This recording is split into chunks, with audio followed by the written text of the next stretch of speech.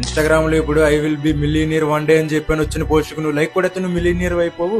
ఇప్పుడు నువ్వు అలా కూర్చొని డిప్రెస్ ఫీల్ అయిపోయి బాబు నేను ఎందుకు పనిచేయను నేను చచ్చిపోతాను అని చెప్పండి పైనుంచి దేవుడు చూసి అయ్యో పాప మా ఎవడో ఒక డిప్రెస్ ఫీల్ అవుతున్నాడు వీడికి కొంచెం సక్సెస్ ప్రసాదిద్దాం అని చెప్పి నీకేమి ఇచ్చాడు.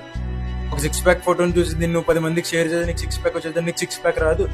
దేవుడి ఫోటో అది సాయిబాబాది కానీ క్రిస్టియన్ది కానీ లేదా అల్లాది కానీ ఒక దేవుడి ఫోటో పంపించి దీన్ని 20 మందికి షేర్ చేయి నీ లైఫ్ లో బాగుంటూ ఇది షేర్ చేయకపోతే నీకు అన్ని బ్యాడ్ లక్ నష్టాలు జరిగిపోతాయి అంటే ఇలాంటివి ఏం వర్క్ అవ్వవు. బయట ఇంపార్టెంట్ విషయం మాట్లాడుతున్నాను దిక్కులు చూడకుండా క్లారిటీగా విను లేదంటే ఇంపార్టెంట్ టాపిక్ మిస్ అయిపోతావు.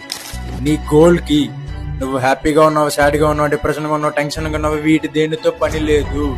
నువ్వు కష్టపడ్డావా లేదా. ఇప్పుడు ఆ దేవుడైనా సరే నీకు ఏదన్నా ఇవ్వాలంటే వీడు బాధపడుతున్నాడు డిప్రెస్ ఫీల్ అవుతున్నాడు వీడు టెన్షన్ గా బాధగా ఉన్నాడు వీడికి కొంచెం సక్సెస్ ఇచ్చేద్దాం అని చెప్పి దేవుడు కూడా ఇవ్వడు. వీడు కష్టపడుతున్నాడా లేదా టెస్ట్ చేసే ఇస్తాడు.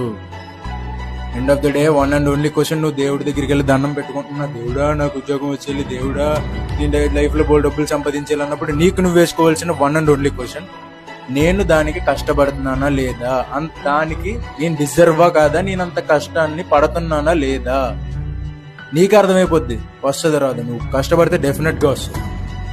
అందుకని దేవుడాన్ని నీకు 100 కొబ్బరికాయలు కూడా నాకు సక్సెస్ ఇచ్చండి అలాంటి పని అవ్వు. నేను 1000 కొడతాను నాకు 100 కోట్లు కావాలని నేను 1000 కొడతాను వస్తాయా అవ్వదు కష్టపడాలి.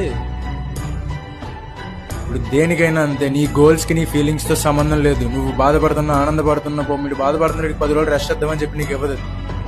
క్లారిటీగా ఆలోచించు కొంచెం బుర్ర పెట్టి ఎదిగవు కదా చిన్నపిల్లడు కాదు కదా.